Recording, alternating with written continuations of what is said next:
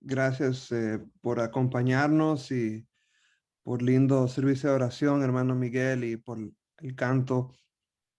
En esta mañana quiero, Dios a través de mí, ¿no? Porque Él es el que me inspira y me guía a lo que debo de compartir. Entonces, en este día les invito que meditemos en por qué somos adventistas, cuál es la diferencia de ser un adventista.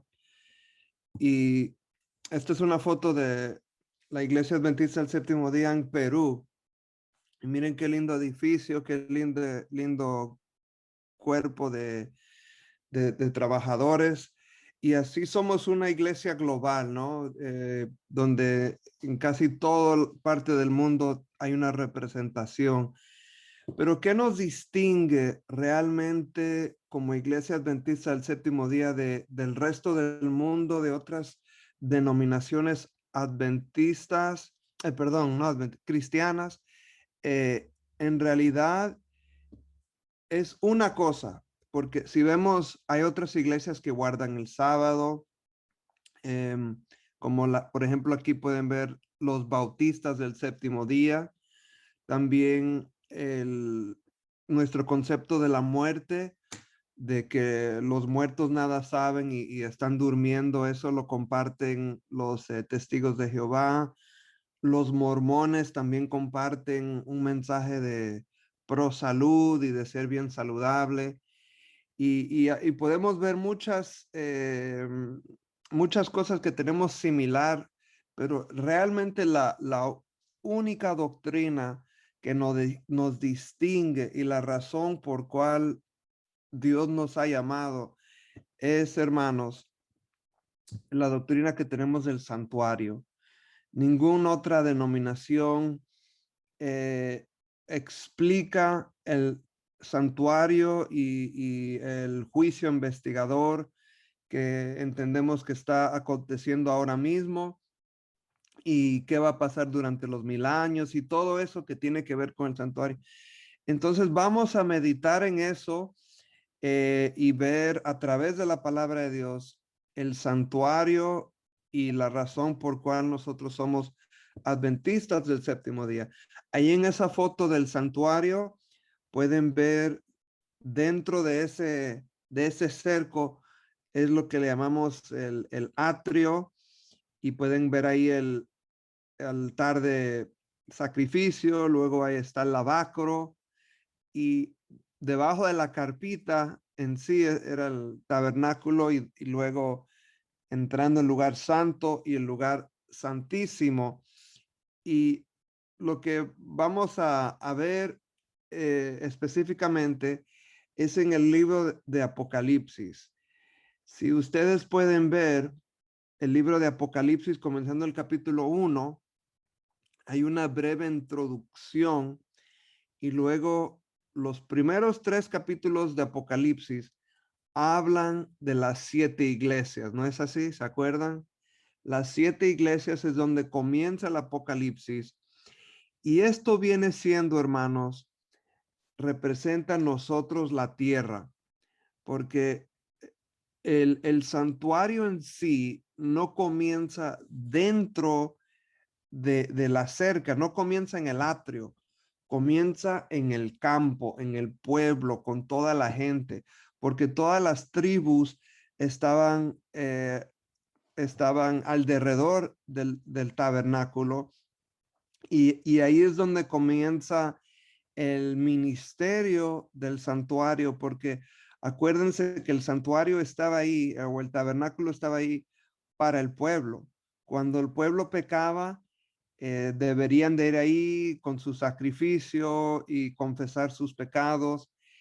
Y tenía que ser no cualquier sacrificio, tenía que ser un sacrificio digno, un corderito, una ovejita sana, no la más fea y la más inútil. No, debería de ser una fuerte, una sana, que representara los pecados del que llevaba. Y hermanos, así comienza el ministerio de Jesús. El ministerio de Jesús no comienza en la cruz cuando él murió, sino con su vida. No pudiera haber él dado la muerte perfecta, el sacrificio, sin haber vivido una vida sin pecado. Entonces, la vida de Jesús acá en la tierra perfecta fue parte, y ahí es donde comienza, igual que Apocalipsis, donde comienza la obra del santuario. Entonces, lo que vamos a tratar de hacer en estos próximos 20 minutos es meditar en el libro de Apocalipsis, cómo el ministerio de Jesús lleva un paralelo, podemos ver de la misma forma que Jesús vivió, murió, resucitó y está intercediendo por nosotros mismos. Eso sigue el proceso del santuario y también el libro de Apocalipsis. Es algo que a mí me emociona, a mí me gusta el santuario, ¿sabe? Aunque yo nací adventista el séptimo día, yo por muchos años me, me cansaba de oír a Elena G. de White y el santuario. Y yo me acuerdo de niño, en las campañas ponían las bestias de Daniel capítulo 2 y Apocalipsis 3 y todas estas bestias feas, ¿no? El leopardo con cabezas y todo.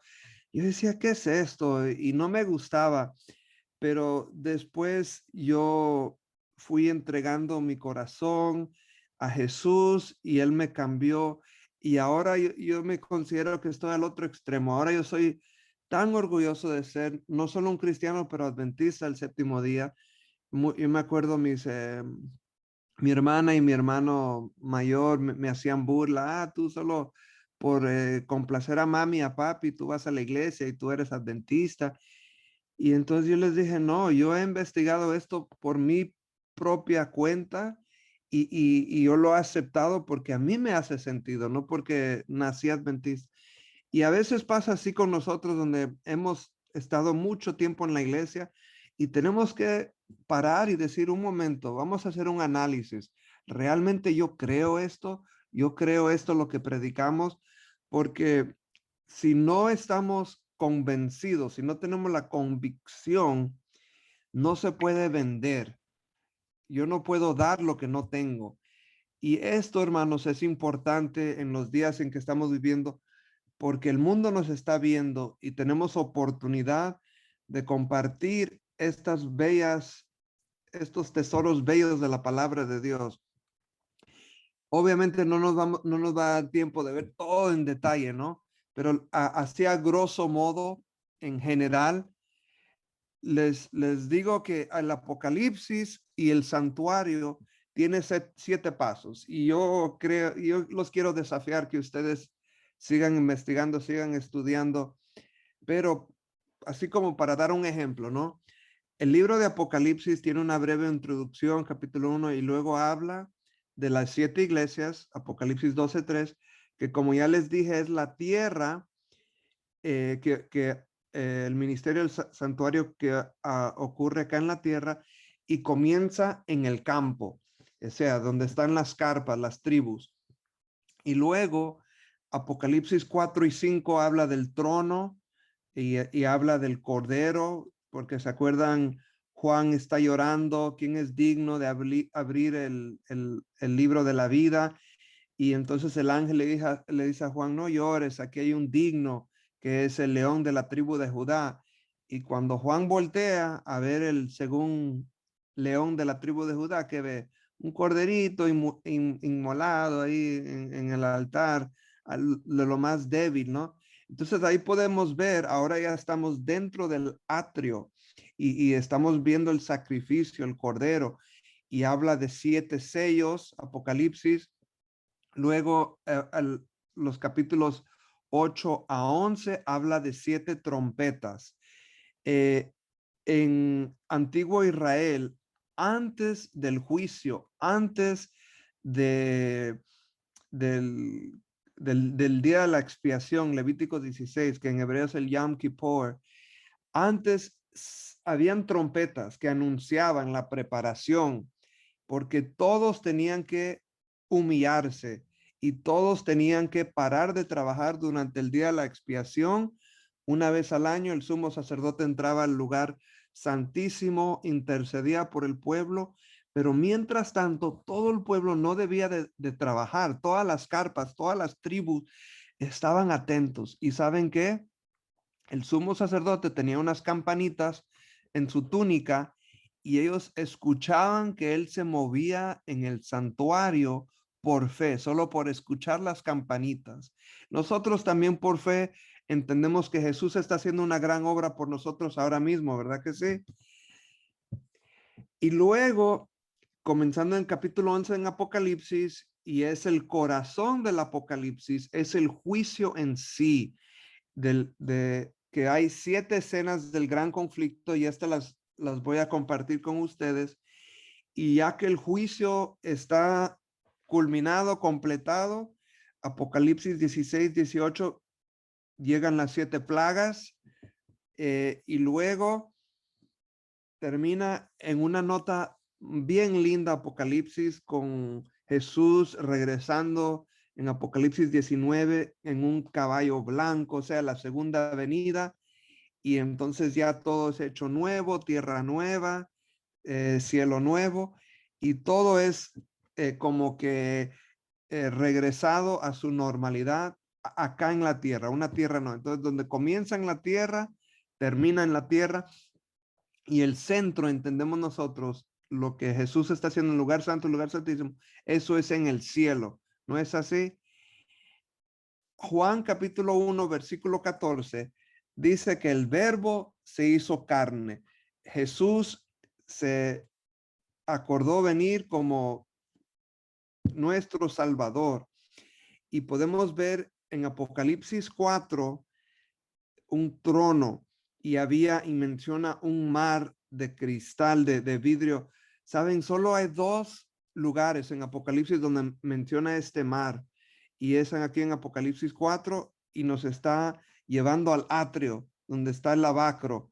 Y luego en el capítulo 8 habla de estas trompetas y habla de incienso, donde este incienso va a ser elevado y se está refiriendo al lugar santo. Hermanos, a mí me gusta esto mucho, como yo les digo, y esto me ayuda recordarme por qué soy cristiano, por qué soy adventista y qué está haciendo Jesús ahora mismo por mí y por ti. Saben, muchos de nuestros hermanos cristianos pentecostales, metodistas, bautistas, presbiterianos, etcétera, etcétera, ellos, el enfoque es la cruz. Y la cruz es importante, sumamente importante, y es una verdad poderosa, pero no es la verdad presente. La verdad presente es qué está haciendo Jesús ahora mismo por ti y por mí. Y eso es algo que la iglesia adventista tiene y podemos decir, no, lo que Jesús está haciendo ahora mismo por ti y por mí, está intercediendo. Miren qué pasa en Lucas capítulo 1 cuando Zacarías, el papá de Juan el Bautista, dice que él era un sacerdote, estaba trabajando en el templo, ¿no? Cumpliendo con sus funciones. Dice, aconteció que ejerciendo Zacarías el sacerdocio delante de Dios, según el orden de su clase, le tocó en suerte entrar conforme a la costumbre del sacerdocio en el santuario del Señor. ¿Para qué? Para ofrecer el incienso. Toda la multitud del pueblo estaba fuera orando a la hora del incienso. Entonces se le apareció un ángel del Señor puesto de pie a la derecha del altar del incienso. ¿Qué estaba haciendo Zacarías? Dice que el incienso y todo el pueblo estaba orando. El incienso representa la oración y el sacerdote está intercediendo por el pueblo. Nos dice Salmo 141, que la oración sube delante de Dios como el incienso, como la ofrenda. Esta obra de Jesús, que él comenzó en el lugar santo, entendemos nosotros antes de 1844, él sigue cumpliendo esta función, aunque ahora ha pasado al lugar santísimo después de 1844. Él sigue intercediendo por nosotros. Dice Romanos que Él está a la mano derecha del Padre intercediendo por nosotros. Eh, y en 1844, en el lugar santísimo, entendemos nosotros que comenzó el proceso del día de la expiación, donde todos los pecados son colocados en en una cabrita que se llama Azazel, y esa es llevada al desierto para que esté ahí sola. Y quiero hacer una breve ilustración de los pecados en el santuario. Son como la basura. Me explico. Cuando nosotros estamos en nuestra casa y tenemos ya desperdicio, basura, lo echamos en una bolsita, en un botecito, y luego este botecito se coloca en un recipiente más grande que por lo regular uno lo pone afuera y se lo lleva al camión de la basura. Luego esa basura es llevada a un lugar especial donde en inglés se llama un landfill o un basurero, no sé cómo le dirán ustedes, y ahí tiran toda la basura y la pueden dividir, ¿no? Lo que es reciclable, etcétera. Bueno, los pecados eran lo mismo en el sentido de que yo tengo mis pecados, yo los simbólicamente transfería al sacrificio, el sacrificio era llevado al santuario, el sacerdote tomaba la sangre de ese animalito, quemaba el resto y luego la sangre la entraba, ¿se acuerdan? Al lugar santo, la rociaba en la cortina, la tiraba en la cortina y ahí quedaba la sangre en la cortina. Y una vez al año se purificaba la cortina, se lavaba literalmente toda esa sangre con agua y con jabón, me imagino yo, y quedaba esa cortina como nueva. Pero toda esa sangre del agua y jabón que ellos tenían en un recipiente era colocada simbólicamente en estos dos cabritos del día de la expiación.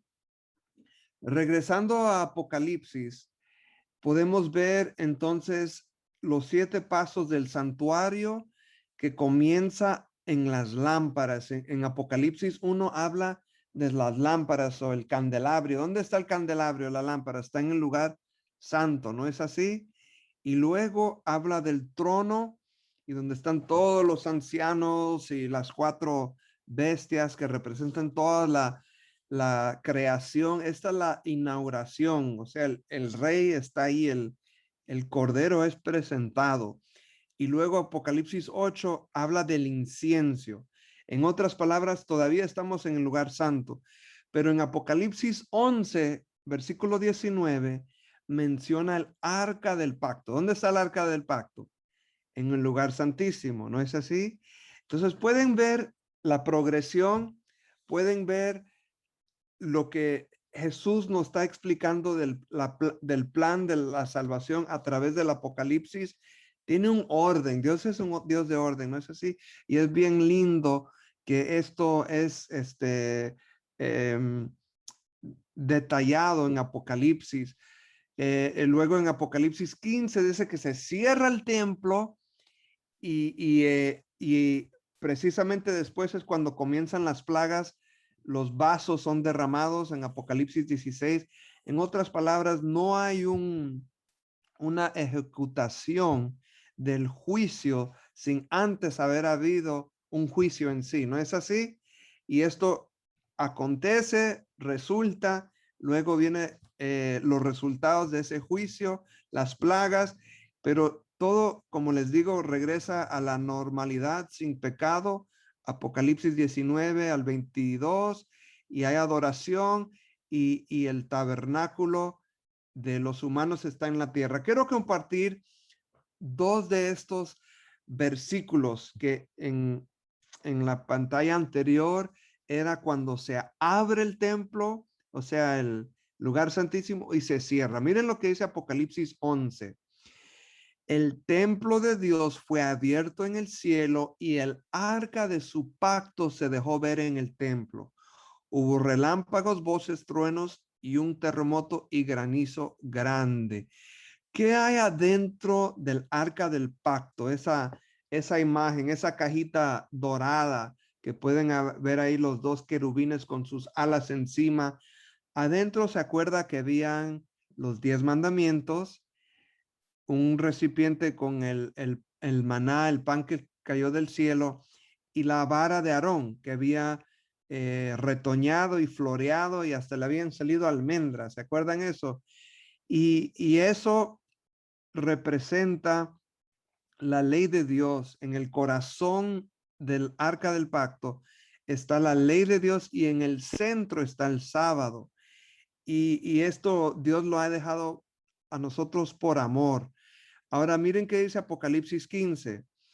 Dice que después de todo esto se abrió el cielo y el santo tabernáculo del testimonio, salieron las 7 plagas. O sea que no pasa la justificación de Dios antes de ver un juicio, antes de tener esto. Ahora yo les pregunto algo, hermanos. Les pregunto algo. Cuando nuestros hermanos cristianos no adventistas de otras denominaciones, cuando ellos pierden un ser querido, cuando se duerme a la muerte, descansa en paz, cuando fallece, si ellos piensan que se va al cielo, ¿por qué están tan tristes? ¿No es así? Porque si ellos creen, ¿no? Los católicos que cuando alguien muere se va al cielo, deberían de estar contentos, ¿no? Pero si están muertos, ¿por qué entonces están tristes?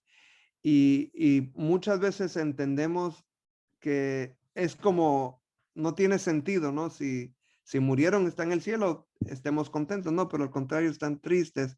Y esto lo entendemos nosotros, que los muertos nada saben, están descansando, pero están siendo juzgados. O sea, hay un juicio investigador donde todo va a salir a la luz, todo va a tener un sentido.